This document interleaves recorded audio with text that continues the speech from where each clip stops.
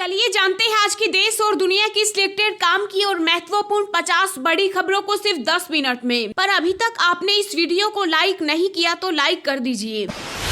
प्रधानमंत्री नरेंद्र मोदी ने दुनिया को दिया सौर गठबंधन का मंत्र, कहा हमारा मकसद वन सर्व, वन वर्ल्ड और वन ग्रिड। पंजाब में पूर्व पीएम मनमोहन सिंह ने केंद्र सरकार पर साधा निशाना, कहा बीजेपी का नकली राष्ट्रवाद जितना खोखला उतना ही ज्यादा खतरनाक। पंजाब में पीएम मोदी का वार, कहा इतिहास गवाह है कांग्रेस ने किसानों को हमेशा दिया धोखा। यूपी के फतेहपुर में बोले पीएम मोदी, सारे विवाद एक तरफ और राष्ट्रवाद एक तरफ, 3 तलाक का भी किया जिक्र। कांग्रेस नेता राहुल गांधी का केंद्र सरकार पर हमला, कहा देश में महंगाई बढ़ती जा रही, आमदनी घटती जा रही।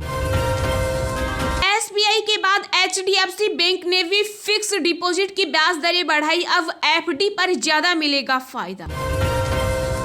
असदुद्दीन ओवैसी ने कहा पीएम मोदी को मुस्लिम महिलाओं का आशीर्वाद, 2 बेटियों से हिजाब का अधिकार क्यों छीन रही बीजेपी।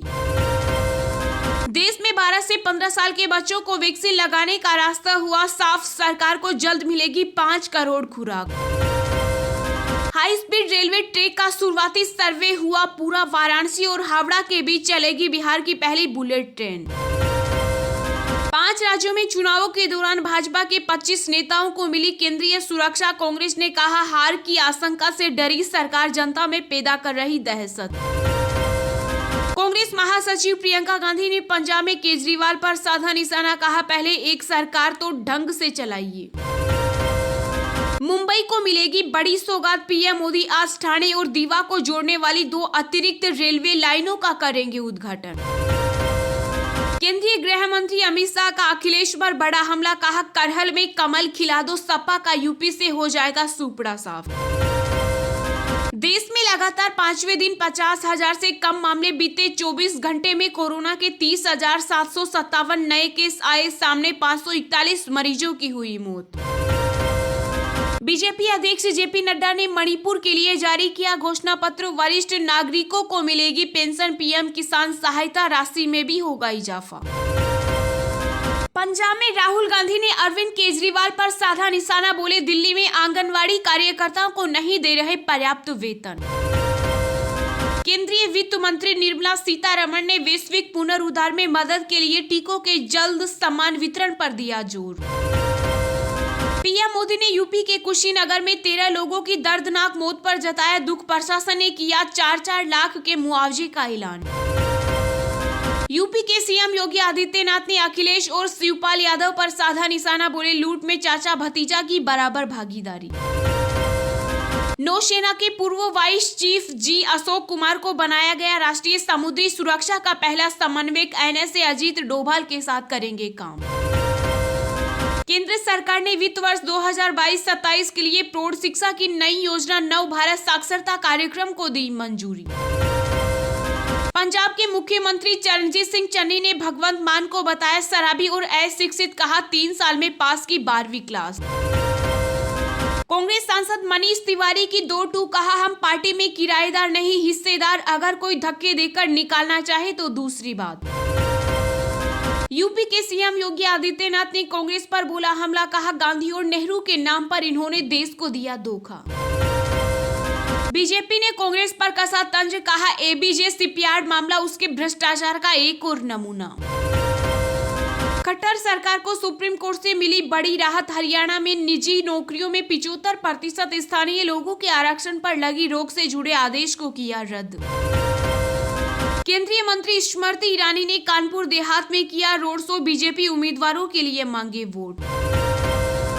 अखिलेश यादव का बड़ा दावा, कहा यूपी में तीसरे-चौथे चरण में बन जाएगी सपा की सरकार, 7वें चरण तक बीजेपी के बूथों पर होगा सन्नाटा। कर्नाटक हाईकोर्ट में हिजाब विवाद पर आज फिर से होगी सुनवाई, वकील ने कहा शुक्रवार को मिले हिजाब पहनने की इजाजत। भारत यूक्रेन के बीच उड़ान और सीटों की संख्या से हटा प्रतिबंध, एयर बबल समझौते के तहत हुआ एमओसीए का फैसला। समाजवादी पार्टी के संस्थापक मुलायम सिंह यादव ने बेटे अखिलेश के लिए मांगे वोट, कहा किसानों और नौजवानों के लिए करेंगे काम। बिहार में 10वीं बोर्ड की परीक्षा के पहले दिन गणित का पेपर सोशल मीडिया पर हुआ लीक, होगी कार्रवाई। पंजाब में विधानसभा चुनाव से पहले कांग्रेस को लगा बड़ा झटका। पार्टी के काउंसलर समेत कई नेता आम आदमी पार्टी में हुए शामिल। यूपी विधानसभा चुनाव में सीएम योगी के खिलाफ गोरखपुर सीट से 12 उम्मीदवार मैदान में, विपक्ष ने झोंकी पूरी ताकत।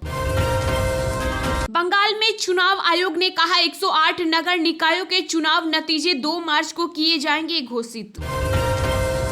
सीएम चन्नी के विवादित बयान पर नीतीश कुमार का मुंह तोड़ जवाब। पंजाब के विकास में बिहारियों के लिए योगदान की दिलाई याद। ग्राहकों को धोखाधड़ी से बचाएगा BIS केयर ऐप, आसानी से चेक हो जाएगी आपके सामान की क्वालिटी। अखिलेश यादव ने जनता से किया वादा, कहा लखीमपुर घटना के सभी आरोपियों को जेल में भेजने का करेंगे काम। पंजाब के सीएम चरणजीत सिंह चन्नी के भैया बोले बयान पर केंद्रीय मंत्री पीयूष गोयल का वार, कहा यूपी के लोगों का मजाक उड़ा रही कांग्रेस। पश्चिम बंगाल में राज्यपाल और बंगाल सरकार के बीच गतिरोध जारी। धनखड़ ने कहा तत्काल उपबंध कराए, मांगी गई जानकारी। चारा घोटाला मामले में बिहार के पूर्व सीएम लालू प्रसाद की बड़ी मुश्किलें। पटना में 25 फरवरी को होगी पेशी, प्रोडक्शन वारंट हुआ जारी। उद्योगपति रतन टाटा को मिला असम का सर्वोच्च नागरिक पुरस्कार, सीएम हिमंत बिस्वा शर्मा ने किया सम्मानित। CBSE ICSE की 10वीं और 12वीं की परीक्षाएं ऑफलाइन कराने के मामले में 21 फरवरी को सुप्रीम कोर्ट में होगी सुनवाई। पंच तत्व में विलीन हुए डिस्को किंग बप्पी लहरी, नम आंखों से दी गई अंतिम विदाई। हरे निशान पर शेयर बाजार, शुरुआती कारोबार में सेंसेक्स 220 अंक से ज्यादा उछला, निफ्टी में भी आई तेजी। जम्मू कश्मीर में लगातार दूसरे दिन महसूस किए गए भूकंप के झटके, रिक्टर पैमाने पर 3.5 रही तीव्रता। चलिए अब जानते हैं जो आम आदमी के काम की और फायदेमंद खबरें हैं उनको विस्तार से। पर इससे पहले अभी तक आपने इस वीडियो को लाइक नहीं किया तो लाइक कर दीजिए। पंजाब में पीएम मोदी का वार, कहा इतिहास गवाह है कांग्रेस ने किसानों को हमेशा दिया धोखा।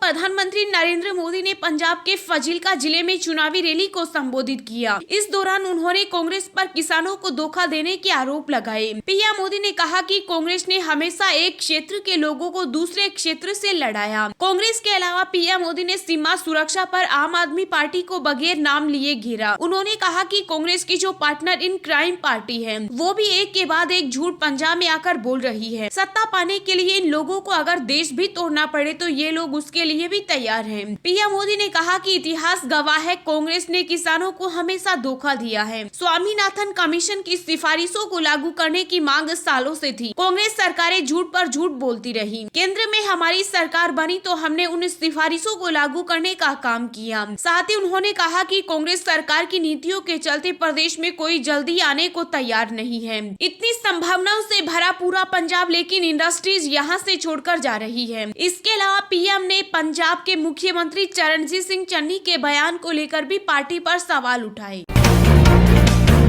पंजाब में पूर्व पीएम मनमोहन सिंह ने केंद्र सरकार पर साधा निशाना, कहा बीजेपी का नकली राष्ट्रवाद जितना खोखला उतना ही ज्यादा खतरनाक। पंजाब में जैसे जैसे विधानसभा चुनाव की तारीख नजदीक आ रही है वैसे वैसे राजनीतिक दलों के बीच आरोप प्रत्यारोप तेज हो रहे हैं। पंजाब में कांग्रेस अपनी कुर्सी बचाने के लिए तमाम कोशिशें कर रही है। इसी कड़ी में पार्टी ने पूर्व प्रधानमंत्री डॉक्टर मनमोहन सिंह को भी उतार दिया। डॉक्टर मनमोहन सिंह ने केंद्र की बीजेपी सरकार पर जमकर हमला बोला। पूर्व पीएम ने कहा कि कोरोना के दौरान केंद्र सरकार की खराब नीतियों के कारण लोग आर्थिकता, बेरोजगारी और बढ़ती महंगाई से परेशान हैं। इस सरकार का नकली राष्ट्रवाद जितना खोखला है उतना ही ज्यादा खतरनाक है। बीजेपी का राष्ट्रवाद अंग्रेजों की तरह बांटो और राज करो की नीति पर टिका है। पूर्व पीएम ने कहा कि 7.5 साल सरकार चलाने के बाद केंद्र सरकार अपनी गलती मानने और उसमें सुधार करने की जगह पहले प्रधानमंत्री जवाहरलाल नेहरू को जिम्मेदार ठहराने पर लगी है। संवैधानिक संस्थाओं को लगातार कमजोर किया जा रहा है। उन्होंने कहा कि भाजपा के नेतृत्व वाली सरकार को आर्थिक नीति की कोई समझ नहीं है। मामला देश तक ही सीमित नहीं है। यह सरकार विदेश नीति के मोर्चे पर भी पूरी तरह फेल साबित हुई। पूर्व पीएम ने कहा कि चीन हमारी सीमा पर बैठा है और हमें दबाने की कोशिश की जा रही है।